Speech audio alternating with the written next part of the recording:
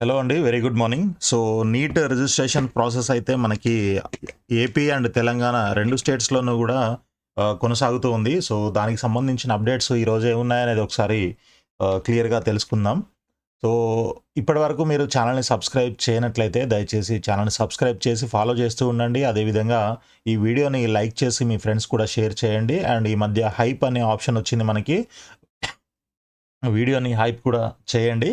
Maximum మీరు 3 times కూడా చేయొచ్చనమాట. So, ఇక ఇమ్మీడియేట్‌గా మనము వీడియోలోకి వెళ్ళిపోదాము ఎటువంటి డిలే చేయకుండా. సో, ముందుగా తెలంగాణలో ఈ పీడబ్ల్యూడీ క్యాండిడేట్స్‌కి సంబంధించినటువంటి నోటీస్ అయితే ఇవ్వడం జరిగింది. ఐ మీన్ నోటిఫికేషన్ అనమాట. సో, వీళ్ళు ఫిజికల్ వెరిఫికేషన్‌కి కూడా అటెండ్ అవ్వాల్సి ఉంటుందనమాట.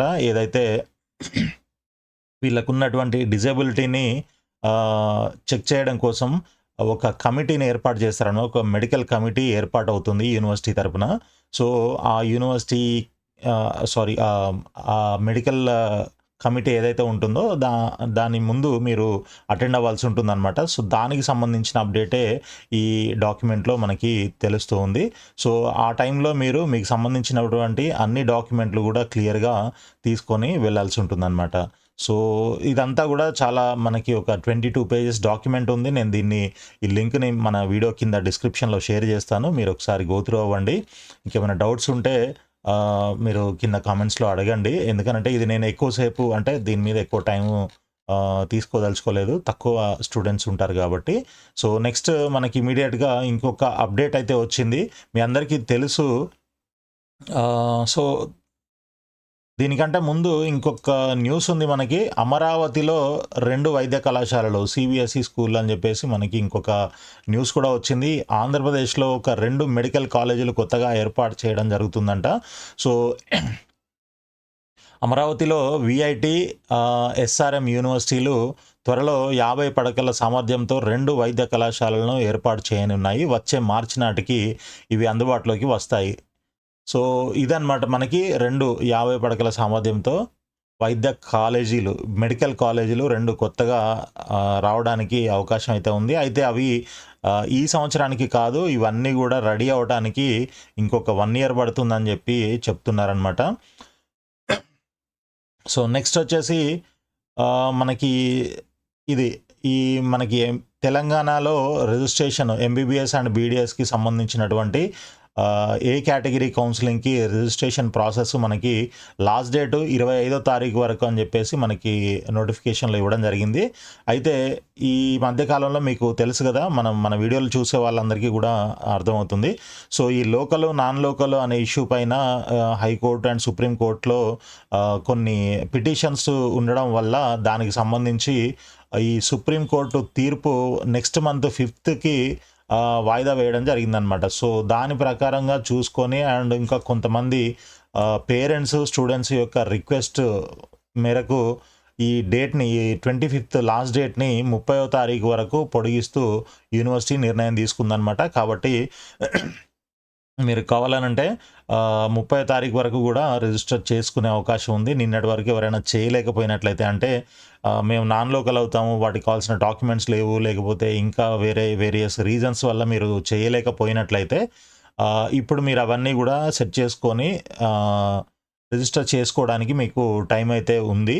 సో, ఇక్కడ చూడండి మనకి జూలై 30 తారీఖు వరకు టైం ఇచ్చారనమాట. సో, దీన్ని బట్టి మనకి ఏం అర్థమవుతుందంటే యాక్చువల్‌గా 25థ్‌కి ఈ రిజిస్ట్రేషన్ ప్రాసెస్ క్లోజ్ అయిపోతే ఇమ్మీడియేట్‌గా ఒక మెరిట్ లిస్ట్ 2-3 డేస్‌లో మెరిట్ లిస్ట్ ఇస్తారు. ఆ మెరిట్ లిస్ట్ ఇచ్చిన తర్వాత మేబీ 31 తారీఖు ఆ టైంలో మనకి వెబ్ ఆప్షన్స్‌కి కూడా నోటిఫికేషన్ ఇస్తారు అని చెప్పేసి ఎక్స్‌పెక్ట్ చేయడం జరిగింది. అయితే ఇప్పుడు మనకి ఈ రిజిస్ట్రేషన్‌కి 30వ తారీఖు వరకు డేట్ ఎక్స్టెండ్ చేయడం వల్ల ఈ ప్రాసెస్ ఇంకా డిలే అయ్యే అవకాశం అయితే కనిపిస్తూ ఉంది. 30 తారీఖు వరకు రిజిస్ట్రేషన్ ఉంటే దాని తర్వాత మళ్ళీ ఒక 3-4 డేస్ అయినా మేబీ టైం తీసుకుంటారనుకుంటున్నాను. అట్‌లీస్ట్ 2 డేస్ అయినా తీసుకుంటారు. ఎందుకు అనంటే రిజిస్ట్రేషన్ ప్రాసెస్ కంప్లీట్ అయిపోయిన తర్వాత ఈ స్క్రూటినీ అంతా కూడా ఆల్మోస్ట్ జరుగుతూనే ఉంది. మీరు ఏ రోజు ఎంతమంది రిజిస్టర్ చేశారో వాళ్ళందరివి కూడా అప్పటికప్పుడు ఆ స్క్రూటినీ అంతా జరుగుతూనే ఉంది. సో, ఈ ఫిజికల్ వెరిఫికేషన్ అంటే స్పెషల్ కేటగిరీకి సంబంధించినటువంటి ఫిజికల్ వెరిఫికేషన్ దాని ప్రాసెస్ కూడా స్టార్ట్ చేశారు యూనివర్సిటీ వాళ్ళు. కాబట్టి వీలైనంత తొందరగానే మనకి మెరిట్ లిస్ట్ వచ్చే అవకాశం అయితే కనిపిస్తూ ఉందన్నమాట. సో, అయితే ఇప్పటివరకు ఎంతమంది రిజిస్టర్ చేసుకున్నారు అనేది మనం చూసుకున్నట్లయితే 17,000 క్యాండిడేట్స్ ఇప్పటివరకు రిజిస్టర్ చేసుకున్నారనమాట. దాంట్లో మన జియో 33 తెలుసు కదా మనకి. సో, దాని ప్రకారంగా ఒక 300 మంది తెలంగాణలో నాన్ లోకల్ లాగా రిజిస్టర్ చేసుకోవడం కూడా జరిగిందనమాట. సో, దాంట్లో ముఖ్యంగా ఐఏఎస్, ఐపీఎస్ అధికారుల పిల్లలు ఉన్నారంట. సైనిక పాఠశాలల్లో చదివేవారు వరుసగా 4 ఏళ్ళు ఇక్కడ చదవకపోవడం వల్ల స్థానికేతరులు అవుతున్నారు. దీంతో వీరు వైద్య విద్య ప్రవేశాల్లో నష్టపోతున్నారు. ఈ నేపథ్యంలో 2003 నుంచి ఇప్పటి వరకు ఎంతమంది అభ్యర్థులు స్థానికేతరుల కింద దరఖాస్తు చేశారు, ఎంతమంది న్యాయస్థానాన్ని ఆశ్రయించారనే వివరాలను అధికారులు క్షుణ్ణంగా పరిశీలిస్తున్నారు. స్థానికతపై స్పష్టత వచ్చేలోగా ఈ ఫిజికల్ హ్యాండిక్యాప్డ్, ఎస్సీ, ఎస్టీ తదితర కోటాల కింద రిజిస్ట్రేషన్ ప్రక్రియను కాలేజీ యూనివర్సిటీ కొనసాగించనుందన్నమాట. సో, ఇది మనకి ఉన్నటువంటి అప్డేటు ఇప్పటివరకు. సో, మీరు ఇంకా ఏమైనా డౌట్స్ ఉన్నట్లయితే ఈ డాక్యుమెంట్ కూడా నేను మీకు షేర్ చేస్తాను వీడియో కింద డిస్క్రిప్షన్లో.